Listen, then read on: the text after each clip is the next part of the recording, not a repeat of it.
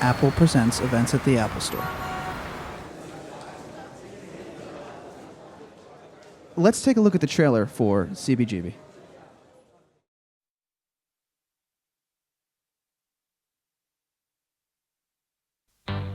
Country and blues. In New York City. This club's gonna be different. Play some real music! This band is Talking Heads. We're Blondie. We're the Ramones. We're the Dead Boys! Patti Smith Group. Lou Reed. You're a rock star. What does CBGB stand for? Country, bluegrass, blues. We have a band. CBGB gets new customers buying drinks. You get to play for an audience. You might want to consider an exterminator. Not very country. Hard to get Conway Twitty down to the Bowery. You have no idea what's about to happen here. You gotta spend money to make money. You gotta have money to spend money to make money. We've had some complaints. I'm not a very patient man, so I suggest you give me what I came here for. You treat me right, I'll treat you right. How you been, Leslie? Call me that. City's cracking down. Hillel Crystal. Divorced. Two bankruptcies. I've been thinking I should start managing some of those bands. I am gonna get them a record deal, and they are gonna be big. These kids have something to say. We really should listen. You're punks. Anything bad, anything wrong, you want to do it. What are you doing? Investing. That's the stupidest thing I've ever heard. We got bills to pay. You have no vision, Merv. What happens to the cash at the end of the night? I put it in the freezer. Why would you save for your dreams? Why not live your dreams? Nobody is gonna like you guys, but I'll have you back. We got 4 songs. I don't want to walk around with you. I don't want to be tame. Anything you wanna do? We're working on something now. Something positive? Yeah, it's called I Want to Sniff Some Glue. Clean those toilets. They're disgusting. Your dog is crapping everywhere. This is not a kennel. You're gonna want to crank it. Not a bad night. Yeah, they electrocuted the guy. Doubled the attendance. CBGB, country, bluegrass, blues. But without all that country, bluegrass, or blues. You play too loud. I'm walking out. Roxanne, you don't have to put on the red light. Ladies and gentlemen, please welcome this evening's guest moderator from MTV News, Josh Horowitz, and tonight's guest, Ashley Greene. Good evening. Ashley Greene, audience Hello. Ashley Greene. Thanks for coming out tonight, guys. This is a fun movie, CBGB. I got a chance to see this a while back. Congratulations on it, Ashley, and it's good to see you. Thank you so much. Okay, so let's talk a little bit. CBGB, we're recording this here in New York City. I'm a New Yorker, born and bred, so CBGB, you can't help but know what that is, at least to a New Yorker. Did you have much awareness? Because I feel like depending on where you're from, your musical background, you may or may not know what CBGB is all about.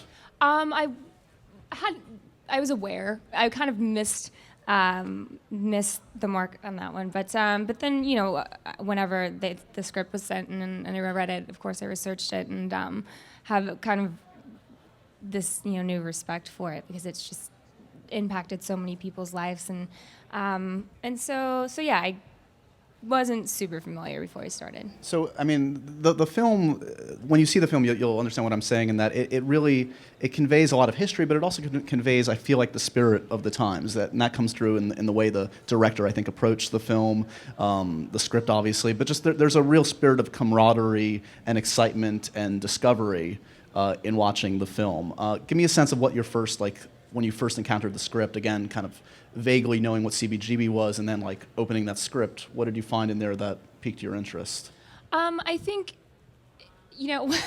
well, first of all, my manager was like, "Oh my God, she's a music lover." She's like, "You have to do it." So I was already intrigued before I even looked at the script. But I think it's really well written and kind of in the course of an hour and a half really gives you an understanding of what went on behind the scenes, because I think a lot of people were familiar with the bar and kind of the movement that came from it, but not what it stemmed from and where it came from and that whole bit. And also, yeah, that there was a lot of, it was a crazy time and era and punk, a lot of people think of, crazy antics and violence and all that thing. But there was a lot of camaraderie amongst all of these bands and Hilly and so I think that kind of is what really interests me. And then talking to Randy and Jody and hearing their excitement was kind of contagious in what they planned to do with it. And so, yeah, I was super excited by the time I got there. So you guys had just saw the trailer for this, so you have a sense of sort of the amazing ensemble in this. Let's talk a little bit about that. So you have the key relationship in the film is really your characters and Alan Rickman's character, which is insane. Like, he's one of the greatest living actors, and that's not hyperbole. Ever. That literally is, appropriate to say about Alan Rickman. You got him, you got Malin Ackerman, you got Rupert Grint, Justin Barth, a crazy, awesome cast. When you signed on to this, was Rickman attached? Did you know sort of the ensemble going in, or? Yes, I knew that he was attached, and I was really excited to work with him. Also a little nervous because whenever you do have someone who's kind of a legend, you never know what they're going to think of you and what type of person they are. Because I only know him from his work, but I was very, very excited about him, and I think a lot of the ensemble had already kind of been slotted in, so. So yeah, that was definitely an exciting part of it. And of course, my parents were like, "You're doing this." They love Alan Rickman. They were super excited, and so they came down to see me every weekend to see me.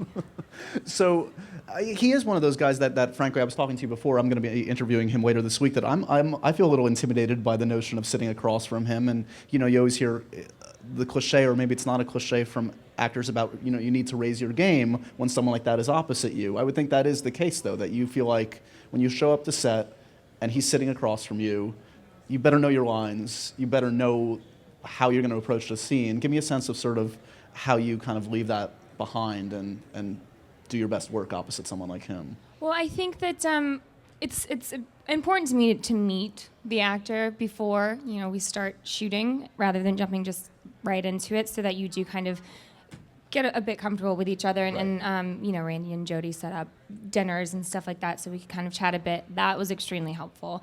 And yeah, it does, when you're working with someone like that, force you to up your game in a really positive way. And I kind of, I like to prepare like crazy anyways, but I kind of made sure,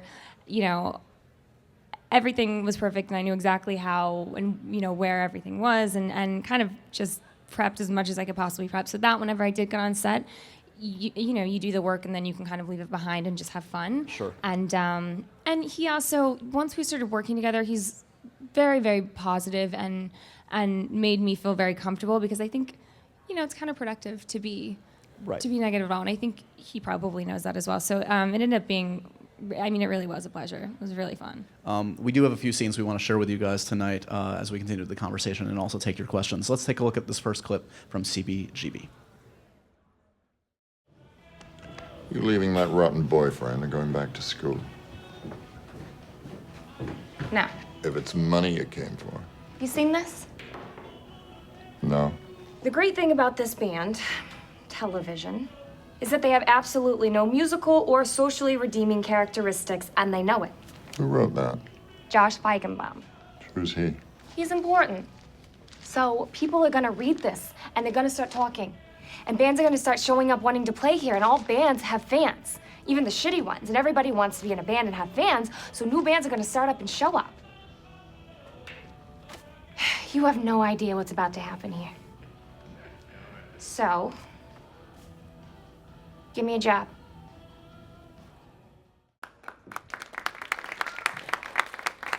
I have to say, your hair is a lot better than Alan Rickman's in that scene.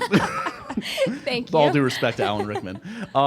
So there are a couple things to talk about when you see a clip like this. First of all, let's talk a little bit about the nature of the relationship between Hilly and Lisa. How would you characterize the relationship in the film between the two of them? Tough love, basically. I think throughout the course of the film, you see that there definitely is a strain in the relationship, but it comes from a good place, and that was really important for both Alan and I to portray, I think, because Lisa and Hilly really did love each other, but they were so different in the sense of Lisa really was more the business-oriented woman, and Hilly was an artist and passionate and didn't really think much of money. He just kind of figured, it'll work, it'll happen. Right. And so in order to keep this place open, they butted heads a lot, but had to kind of, in the end, work together to make sure that they kind of took care of both sides of things. So she was the adult a lot of times in the relationship, but yeah, definitely from a place of love. Do accents come naturally to you? Obviously, that is not the speaking voice that I'm hearing today in that clip. Or am I doing an accent now? Is that the real one? I mean, it might be. No, I am. Luckily, I got to speak with Lisa Crystal because she was one of the producers on set, and that was very helpful. But I do find that accents come pretty easily. I mean, they scare the hell out of me because you either get them right or if you get them wrong, it can help or hinder your performance. But we had a really fantastic vocal coach, and we had Lisa, so. One of the impressive things when you see the film that might surprise you is that you didn't shoot this in New York. You actually were able to replicate, because obviously CBGB does not exist anymore. That being said, elements of the bar actually do exist in stores somewhere, right? Is that the deal? Yeah, we were really lucky. It was amazing for the actors, I think, because you really felt like you were in this bar. We weren't really pretending. We were able to get the actual bar from CBGB's. We were able to get the payphone, a bunch of stuff here and there that really made it feel authentic because we shot in Savannah, Georgia, and you would never know it. And it could not be further from New York, but when you stepped on set, it kind of transported you back. It does feel like when watching the film, like I feel like I can smell what it smelled like there, and it's not a good smell. Yeah, and it was very hot. Again, you have to take it and use it. So it was helpful, but the bathrooms are, I think, one of the things that we did really have to create, with our set designer, and I'm extremely thankful for that because it creeps me out even though I knew they were fake. Right. Let's take another look at this great film, CBGB.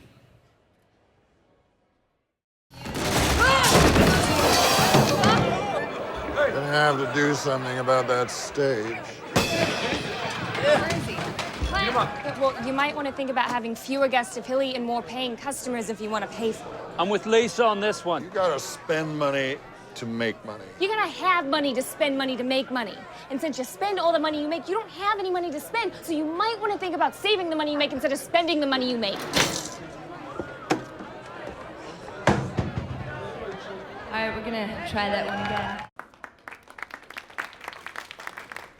Yeah, that is tough love. I guess you were right. That is the way to characterize.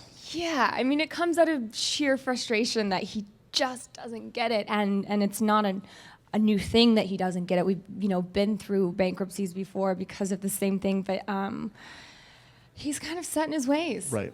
You also get a glimpse in that clip of Malin Ackerman. I mean, some of the impressive stuff in the film is seeing, people playing some musical icons. Blondie, of course, The Police. By the nature of filming, did you see a lot of these acts performing? And is that a little bit eerie to see recreations of these icons? Like Rupert Grint is totally transformed in this. Oh, yeah. I think, everyone did such a fantastic job, and everyone really looks the part, and generally you kind of like give on one side or another if they look like the artist or sound like the artist and can act like the artist. So I think we got really, really lucky in that sense, and it was really, it was fun. It was cool to be able to be on set and see them actually perform and really go to these places and commit. I mean, Justin Bartha, when I saw him, you've never seen him before. Oh my God! When I saw he was great, and I have to give him props because it's brave to do something like that.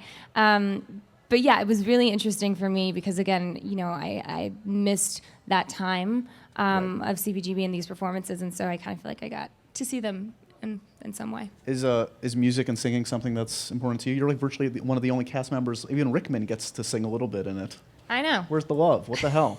God, guys, yeah, I didn't think about that. Jeez. No, apparently I auditioned and they said my voice wasn't good enough. So. No. Yeah, no, she's the one character in the film I think that doesn't really wear leather and doesn't sing or perform. But it's not.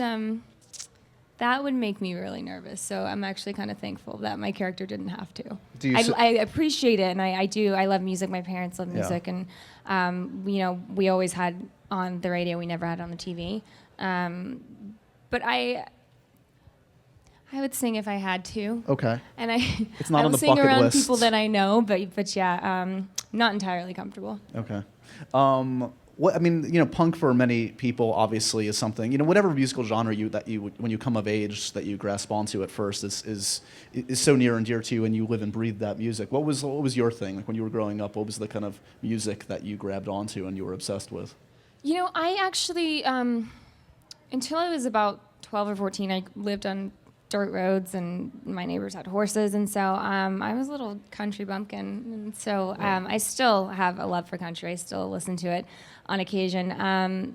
So that was kind of my first love of music, and then a bit of rock alternative because my mom kind of segued into that. I noticed that you were at iHeartRadio recently too. So what's currently on the playlist? What are you into? I of course Muse. I think Matthew Bellamy is just insanely talented.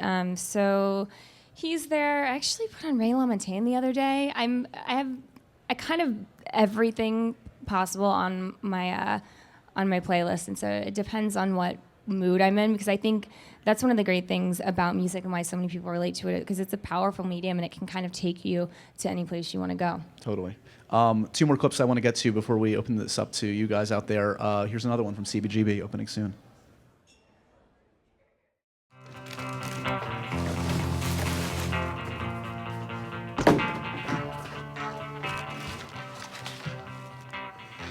You're not telling me the whole story. What's that supposed to mean?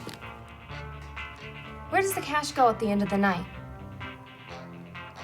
After I count it. Stop it. What? What happens to the cash at the end of the night? I put it in the freezer. What? My apartment. You got an apartment? I can't sleep on a mattress when bands are getting signed right and left. Okay, I'm going to go through all this paper, and then we will know where we're at. Terrific. You go to the freezer in your apartment and get the money now. Pay the rent now, and take the rest to the bank I don't now. know how this is going to work out with you ordering me around. I don't know how it's going to work out if I don't.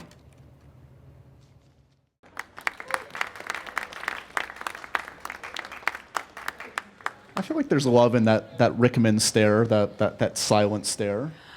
I love that scene. I thank God I was in character in that scene, because now every time I watch it, I can't help but laugh, because he is this grown man and captures that kind of adolescence so well. But I think that's actually probably out of most of the scenes in the film where you can most clearly see that it's such an opposite dynamic than what it's supposed to be, as far as one person being the adult and one person being the child. Yeah, it's amazing to see, because I had a vague notion of who Hilly was, but to see sort of how dysfunctional he was in some ways, and yet was the guy that is in many ways responsible for creating a home for such a pivotal movement. It's a remarkable story. It's crazy. Yeah, it's really great to see, and to see everything that had to come together to make this happen, and how much, everyone has flaws, and he certainly had some, but everyone has this love for him, and everyone wants to help him, regardless, of his failure in businesses, and I think it comes from the fact that he really did come from a good place and a true place, and he was, he was always there for other people, and really a really phenomenal man. Oh, wow, we're in New York City, everyone. You can tell we're in New York, yes. Yes. So I'm glad that they kind of captured that on screen. Totally. You mentioned before that Lisa, who you portray in this, is one of the producers. Have you ever played, first of all, a real-life person before? No, I have not. And I think that the cast, we all had different pressures, as far as some people playing, iconic characters that people kind of already have this expectation of what the actor should do to portray them.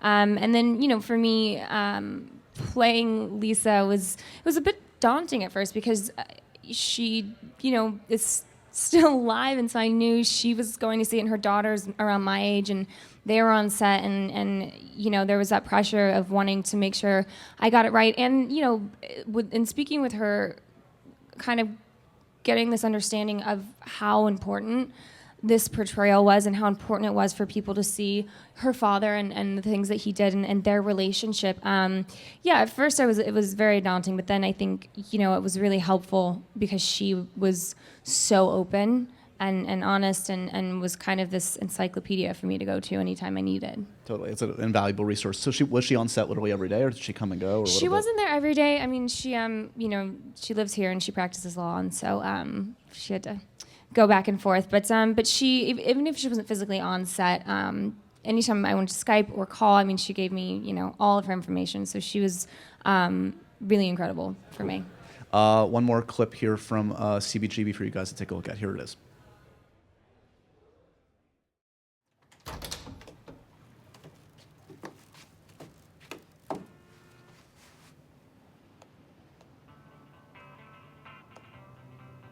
I just don't get it.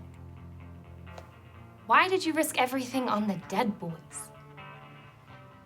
Was it the auto asphyxiation or the self-mutilation? It could have been a bellwether. Well, that's debatable.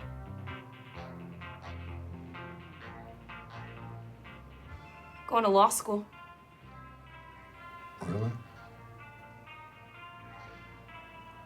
How come? Because I know you're gonna need me to.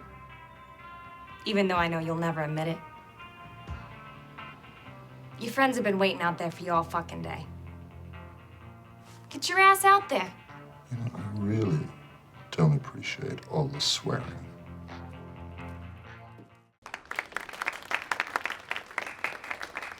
I was going to say the mouth on you. Seriously, come on. Yeah, unfortunately, that was not method. So it's been nearly a year since we spoke about the end of Twilight, and I remember I felt like I was always talking to you about like how's it gonna feel to all you guys. I felt guilty asking so many times. How's it feel now? So it's been almost a year. Do you feel like you have any perspective on it, or does it feel like just yesterday that Twilight was still happening? It's no, it actually, I feel like it feels like it's been longer.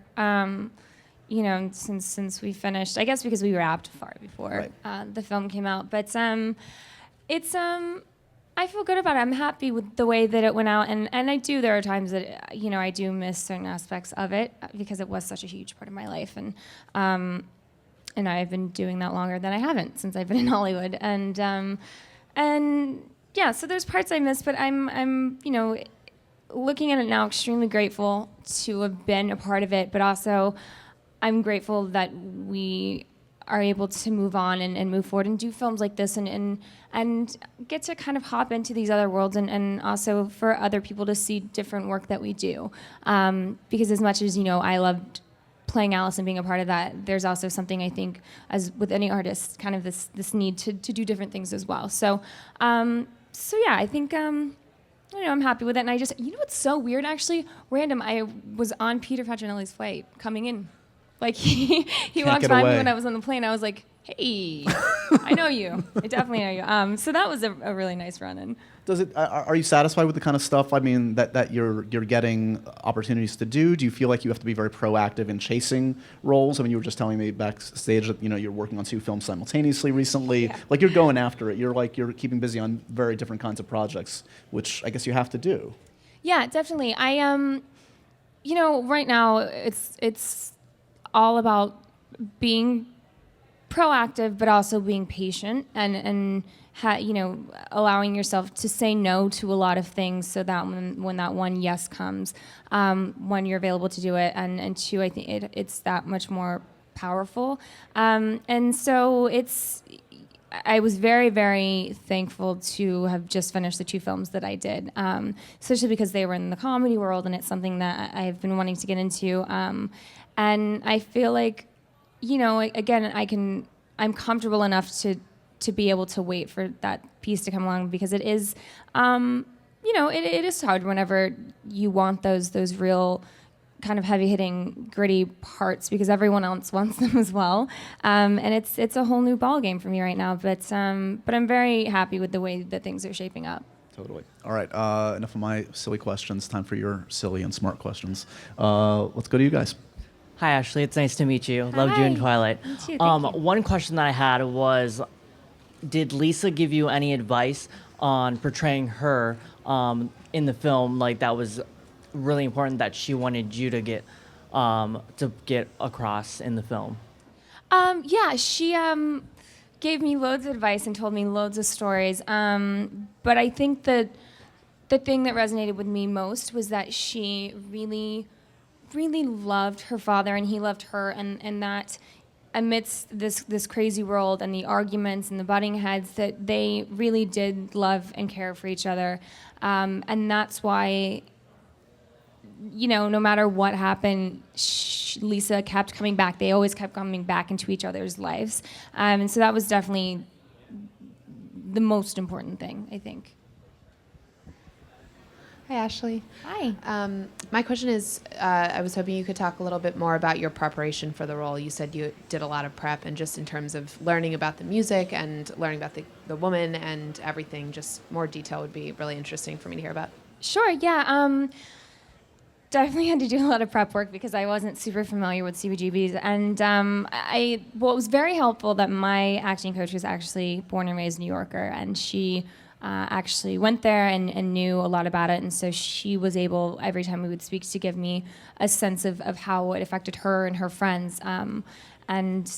And apart from that, I think, me and Lisa definitely we spoke on the phone and we had Skype sessions before we started. And I, before I spoke to her, wrote down everything that I knew from doing research on the internet, which is a beautiful thing for actors now to be able to have access to all of this.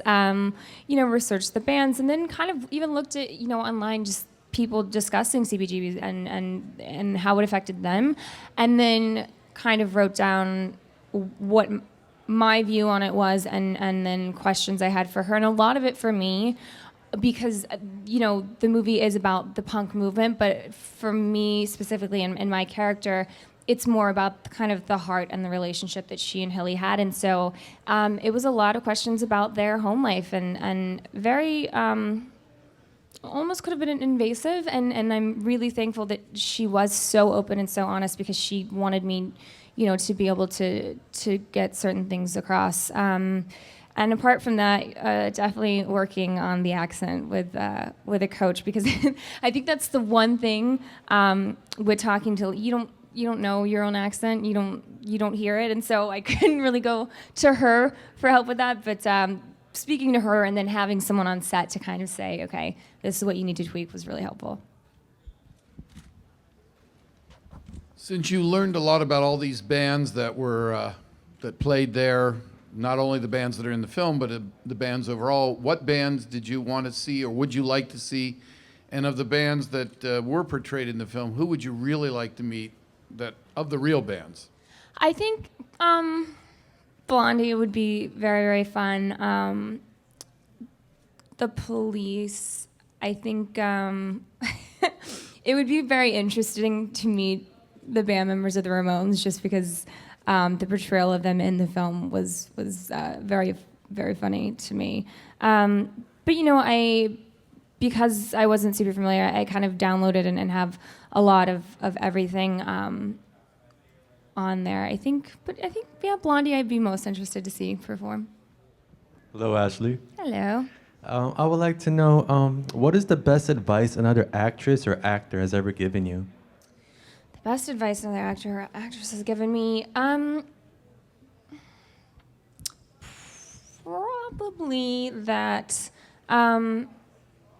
there's no right or wrong way to do something, and there's no blueprint per se, because I think, especially when I first moved out here, I got really lucky in the sense of when I was in Jacksonville, I took an acting class and fell in love with it, and was able to get a manager and have them introduce me to agents, and everything, just kind of fell into place. And when I did get out to LA, I took a million acting classes because, of course, there's not that much to offer in Jacksonville as far as the arts go in that aspect. I mean, they're working on it, but I think it's nerve-wracking, and you don't really know what to do or where to go because there is no blueprint. You just kind of have to figure it out on yourself and figure out what works for you. And it's funny because I started seeing like certain things would just click for me, and I was like, oh, God, this makes so much more sense, and this is what works for me, and I don't have to do it this way, that this other actor that I worked with does, because I think it's kind of to each their own, and that's one of the beautiful things about art, is that you don't have to do it on anyone else's terms. Like, you kind of get to figure it out for yourself. Hi. You've already had the chance to work with some really amazing actors, Michael Sheen, Alan Rickman, who is on your, your list. It doesn't matter what the script is; if they're attached, you definitely take it. I think that it would be really interesting to work with Robert Downey Jr. because I think whenever I watch him, I kind of am able to get lost in his performance sometimes. The way in which he makes it seem so simple, but all of his performances are extremely nuanced. To me, it's a really fun thing to watch. So I would be interested to kind of see how he is on set. Hi. What's it like working on a movie that's set in like such a pivotal moment in New York City history, like music history, and then coming to New York City today? It was really fun to be able to kind of work and be able to be a part of this time and this movement and this place, because I didn't get to experience it, and it's always fun to be able to kind of go back and be a part of that history, even though it's recreated. And being here, I always love coming to New York because I think that there's a reason why people love New York so much, and this is the only place that they could ever imagine being, because the energy here is incredible, and whenever I'm here, I feel like I want to be productive. I have to be productive. It's I think in the arts world, it's a really positive place to be because it just has so much to offer, and there is so much history here, and I love the fact that everyone here is driven and motivated and kind of has their own path and direction. And it's not a place where everyone's doing the same thing. I mean, I love LA, but it's predominantly models and actors as far as this industry goes. And here, kind of, you have a little bit of everything. And then I really love that about New York. And we have sirens going by. That always adds some character to Apple Store events too. I think those are all the questions we have from you guys, right? Okay, we've exhausted Ashley. Congratulations on CBGB. This is a great one. This is a great document for obviously CBGB is gone, so this is a way to relive the past in a fun way with some great performances from you and Alan and the cast. So thanks to Ashley Greene for stopping by today, guys. Thank you. Thank you guys for having me.